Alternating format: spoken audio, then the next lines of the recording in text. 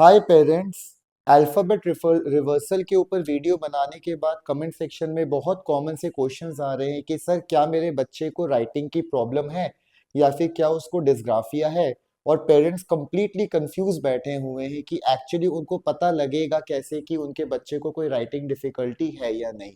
और ये बहुत एक वैलिड क्वेश्चन भी है बिकॉज हमारे पास इंडिया में डिस्ग्राफिया को एसेस करने का कोई प्रॉपर टूल है नहीं, या फिर इनफैक्ट मैं ये बोल सकता हूँ कि साइकोलॉजिस्ट यूज नहीं करते हैं। तो आप लोगों की प्रॉब्लम को रियली सॉल्व करने के लिए मैं आज आपके लिए बहुत ही इजी वे में ये बताने आया हूँ कि कैसे आप पता कर सकते हैं कि आपके बच्चे को किसी भी तरीके की राइटिंग डिफिकल्टी या फिर डिस्ग्राफिया है या नहीं है।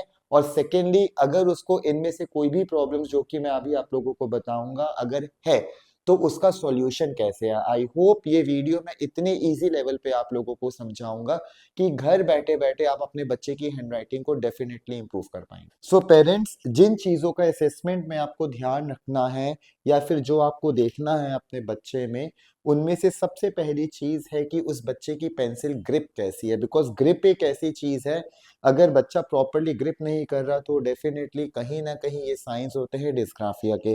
अब इसी के साथ साथ वो जब राइटिंग कर रहे हैं तो वो प्रेशर कितना ज्यादा लगा रहा है। और इसके साथ हमने ये चीज भी देखनी है, क्या वो बार बार अपना हैंड तो नहीं चेंज कर रहा राइटिंग करते हुए, जिससे हम कहते हैं कि उसका हैंड डोमिनेंस ही नहीं सेटल हो पा रहा।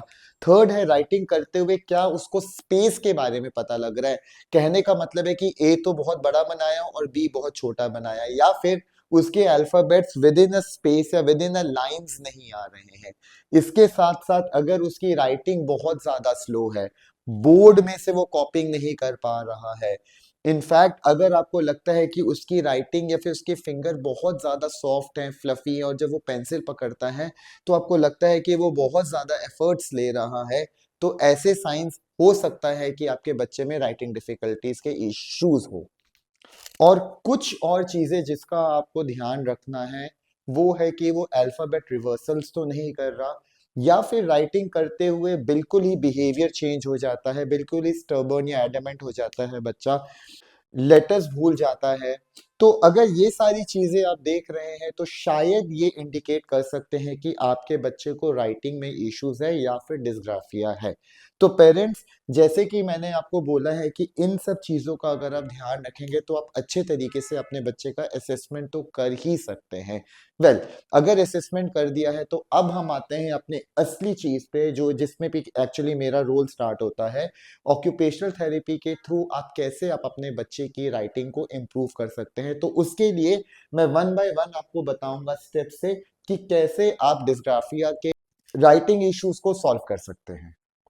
तो सबसे पहले अगर आप मुझसे पूछेंगे तो मैं आपको बोलूंगा कि आप अपने बच्चे के ग्रॉस मोटर स्किल्स को इम्प्रूव करिए।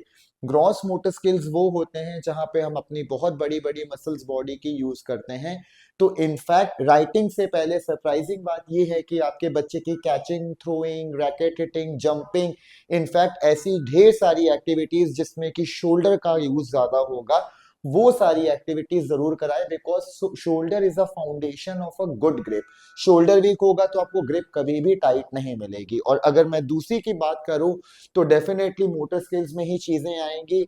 और सेकेंड जो है that is my fine motor skills. Now fine motor skills में पेरेंट्स, मैं आप लोगों का टाइम नहीं वेस्ट करूंगा बिकॉज अगर आप जाएंगे नेट पे तो आपको हजारों एक्सरसाइजेस मिल जाएंगी, लेकिन दो एक्टिविटीज जो आपके बच्चे के लिए बहुत ज्यादा इंपॉर्टेंट है फाइन मोटर की, जिससे आप राइटिंग इंप्रूव कर सकते हैं, उसमें से एक है थेरापुट्टी के साथ बहुत ज्यादा प्ले करना, and secondly scissor cutting. Yes, scissor cutting मैं यहाँ पे स्पेसिफिकली लिखना चाहूंगा पेरेंट्स, ये बहुत ज्यादा इंपॉर्टेंट है।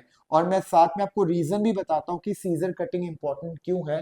बिकॉज जब हम सीजर को पकड़ते हैं तो हम अपने फिंगर को आइसोलेट करते हैं, एंड इनफैक्ट सीजर से काटते हुए हमें अपनी रिस्ट की पोजीशंस को बहुत ज्यादा मेंटेन रखना पड़ता है।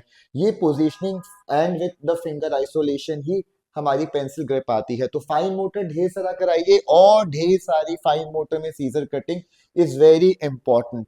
थर्ड थिंग जो कि मैंने अपने रिवर्सल वाली वीडियो में भी आप लोगों को बताया है कि आपको विजुअल परसेप्शन में बहुत ज्यादा वर्क करना है। वेल अगर आपके बच्चे को डिस्ग्राफिया के साथ रिवर्सल्स की प्रॉब्लम है तो आपको विजुअल परसेप्शन पे वर्क करना पड़ेगा। मैं ज्यादा इसको नहीं खींचूंगा, आप मेरी वो वीडियो देख लीजिएगा रिवर्सल की, वहां पे मैंने डिटेल में डिस्कस किया हुआ है। फोर्थ में आता है विजुअल मोटर इंटीग्रेशन।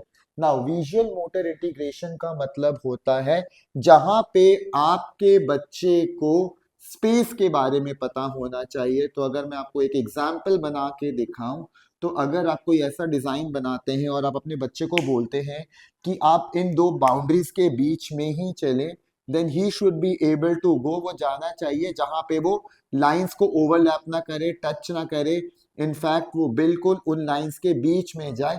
ये इससे उसका आई हैंड कोऑर्डिनेशन एंड राइटिंग का कोऑर्डिनेशन इंप्रूव होगा।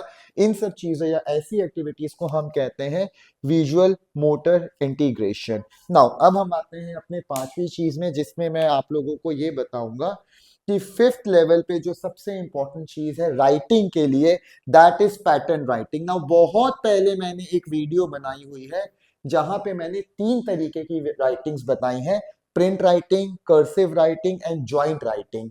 पेरेंट्स वो वीडियो जरूर देखिएगा बिकॉज वहां पे मैंने इन पैटर्न्स को बहुत अच्छे से डिस्कस किया हुआ है। मीनवाइल अगर मैं शॉर्ट में यहाँ बताऊं तो डेफिनेटली हम जानते हैं कि डॉटेड शीट्स या ट्रेसिंग शीट्स आती हैं। पेरेंट्स आप लोगों को ढेर सारी ट्रेसिंग शीट्स करवानी पड़ेंगी।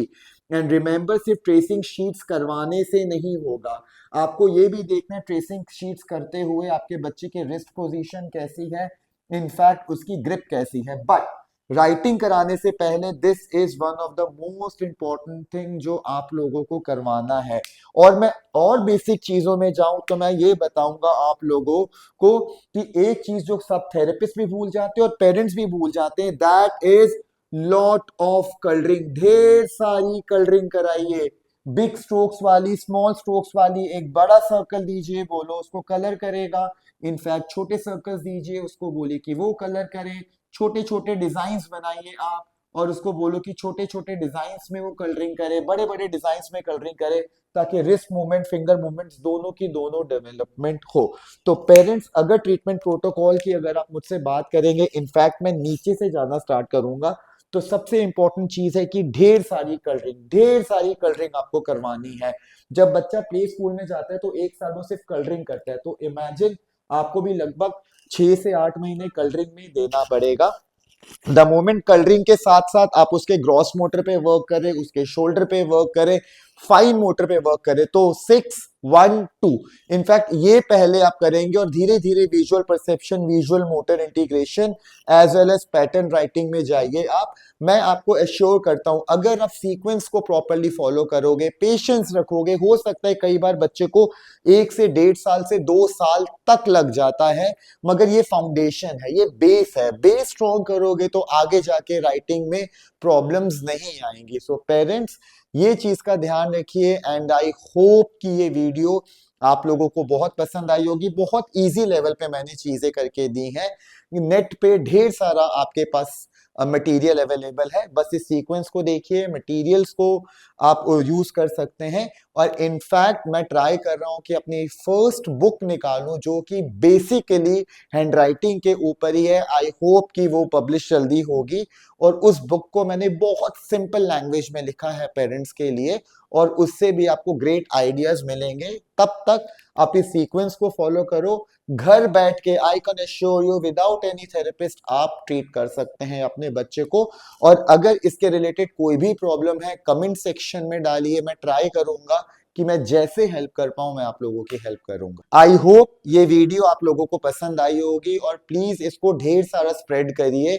ये आज के दिन हर एक बच्चे की प्रॉब्लम है, सिर्फ स्पेशल नीड बच्चों की नहीं है। तो पेरेंट्स अपनी कम्युनिटीज में, अपने ग्रुप में ये वीडियो जरूर शेयर करिएगा ताकि हर एक बच्चा जो कि मोबाइल में एडिक्टेड है, जिसके फाइन मोटर्स आजकल नहीं है और पेरेंट्स जो चीजों को सीरियसली नहीं लेते हैं, एटलीस्ट पेरेंट्स भी सीरियस हो और राइटिंग को उस बच्चे के इंप्रूव करें।